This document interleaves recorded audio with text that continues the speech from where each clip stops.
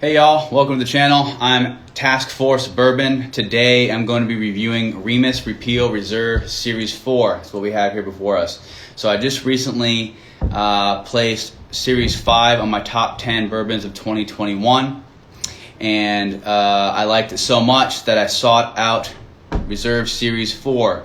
So here we are. I just took a tasting prior to going live, and I decided that I'd like to try sampling it with you all. So a little bit, what we'll do first is go over the background and then into the tasting. So George Remus was a famous bootlegger during Prohibition who exploited loopholes in the Volstead Act, which, as we know, carried out the 18th Amendment to the Constitution, establishing prohibition in the United States to distill bourbon and other liquors. His bootlegging made him a multi-millionaire and even inspired the F. Scott Fitzgerald's Great Gatsby character in The Great Gatsby. So while this is named after what's commonly known as the king of bootleggers, Midwest Grain Products, MGP, out of Indiana, which we know and love. They are famous for sourcing a lot of startup distilleries. They released George Remus as their flagship bourbon in 2017, so that's their bottom shelf, if you will, offering. And then every year they release a limited annual reserve release, is what we have here, and the 4, 1, 2, 3, 4, and 5 stand for what release we're in. So this is the 4th annual release that they had, where they're on 5 now, and they use it to commemorate the repeal of Prohibition. With, again, this being the 4th in that release. So MGP is also known for using their very high rye style mash bill, but each year their recipe, as it were, changes to source out their cask aged reserves and to do a bit of experimentation with their team there. So moving into the year 5, which we're not reviewing today, I'll do some comparison a little bit from memory. But the year 5, they actually the brand was acquired by Luxco, and that's presumed so that MGP could remain a parent entity rather than a brand. So again, this is a series of high rye bourbons, but as we see here on the label, it's 77% of that blend is, sorry if it's backwards, but 77% of that blend is their 21% rye recipe, with the rest of that blend composed of a 36% rye recipe. These are both 12-year-old bourbons distilled in 2008.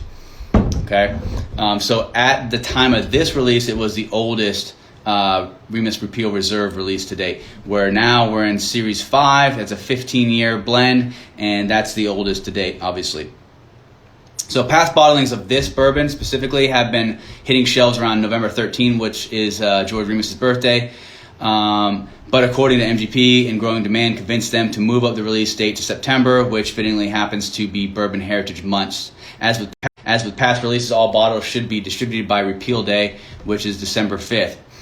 So we got a quote here from Andrew Mancine, Vice President of Brands at MGP. He says, quote, "Now in its 4th year, our Remus Repeal Reserve program has exceeded expectations and allows us to showcase the character of our extensive aged bourbon reserves and blending expertise.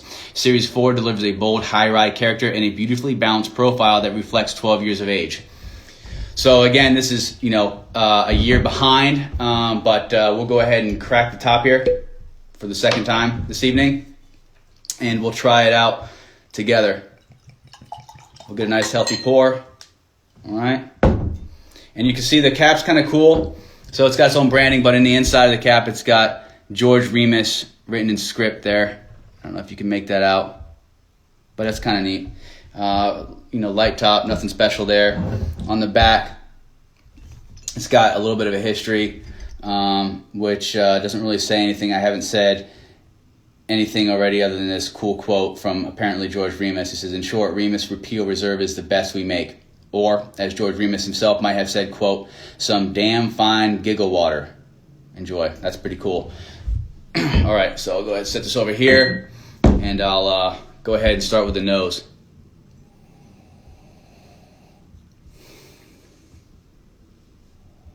So that's pretty light. There's not necessarily a lot going on there that stands out from a lot of different bourbons, or your ordinary bourbon. There's a lot of vanilla flavors there, a touch of caramel, and again, I cheated because I just had a little bit of this, but there's a little bit of honey on that nose that does carry over into the open. So let me go ahead and remind myself.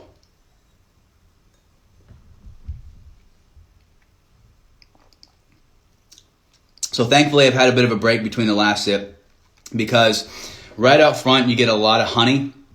And, oh yeah, there it is. It actually, this is the first time, because the last time I didn't get this, but that honey, at least on this first sip, lasts all throughout, all the way through the finish. And it's pretty good, actually. But if memory serves, that honey doesn't last terribly long. And it becomes harder to pick out as you take your second, third, fourth, and fifth sips, and 6th, 7th, 8th, and 9th, and 10th. So we'll go ahead and move and see what we see in the middle.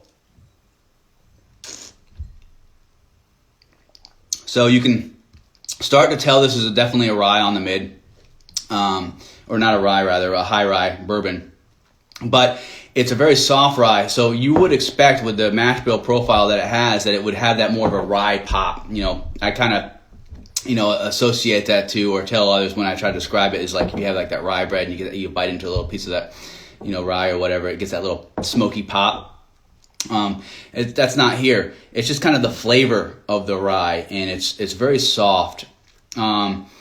Now what's interesting, I'm going to fast forward past the the end of the mid there and talk about the mid transition and into the finish. So what that rye does do is it does actually get a touch spicier. And this is no way, shape, or form like you'd see on something like Rare Breed or something that you might have a little bit more of a punch in the mouth kind of spice. But it's definitely a bit spicier. It's not that soft rye anymore, but it works.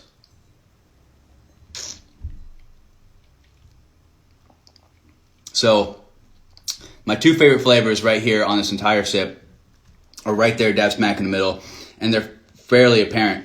You got this baked cinnamon apple, and what I'm picturing is, I forget what you call them, but they're like these, baked cinnamon apples, like that you would eat like as a dessert or something, like a cobbler. That's what I'm looking for, like a cobbler. You get like an baked cinnamon apple cobbler going on, and you get this fantastic toasted oak, but it's subtle. I wish it stood out more. It's not like you're drinking Michter's toasted barrel finish. I was talking to a buddy of mine about this pour earlier today, and that's what we were talking about there. It's not exactly this super toasted oak forward. Like, I wouldn't say this is a toasted bourbon. I wouldn't have guessed that. But you do get some of those notes there, and it's really nice. Now, I also said on the mid you get this creamy vanilla. And while I don't necessarily think that's untrue, I think your standard vanilla bourbon flavors are there, but it's like a creamy kind of thing, and it really works. It actually is more of like a mouthfeel than it is a flavor. But if you have to capture it as something, I'm capturing it as creamy vanilla.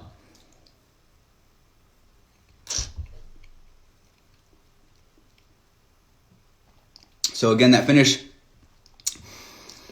while that rye does get spicier, the finish is, and there's a touch of barrel char in there as well. I can almost taste like you got like a piece of barrel char chipped off inside the barrel, and you're kind of like chewing on like a piece of char wood, just a touch. Not my favorite part, but it does end really well balanced. Overall, I did rate this a 4.0 on a 5.0 rating scale. So 4.0s for me are the first that I recommend to others, the first that I really truly call good, even though, the 3.5s is where I technically say that's true. And 3s, being above middle of the road can fit that bill too sometimes. But this is definitely something that I would recommend to others. So NASDAQ Attack says, if I was named after a bourbon, I'd be called Creamy Vanilla. All right, good to know. Maybe you should make some bourbon then. All right, so we'll try to finish this off generally with, what I feel overall, in the sense of like, if I wasn't trying to get nuance with it, what do I think this bourbon generally tastes like? So you got these I got 4 or 5 lines of these nuanced notes that may or may not be there for some people. But what do you get if you're just drinking this bourbon, and that's like a few words that you would use to describe this bourbon. So let me try to see if I can't get that live with you guys here.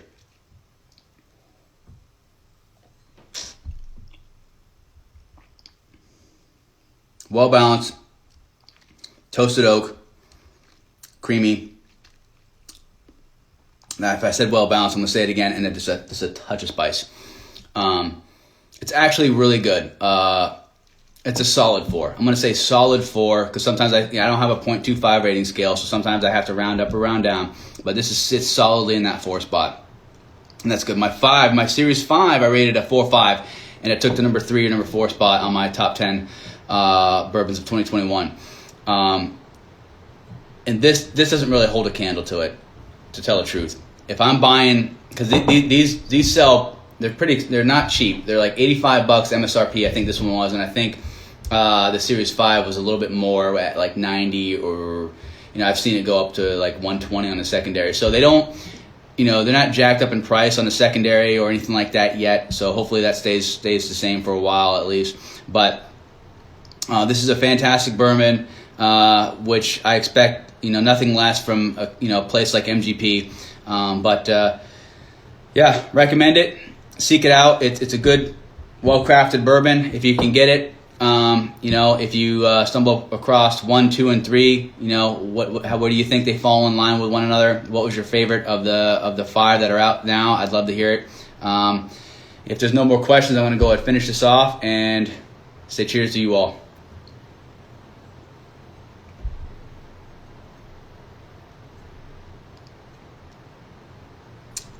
There's that toasted oak again.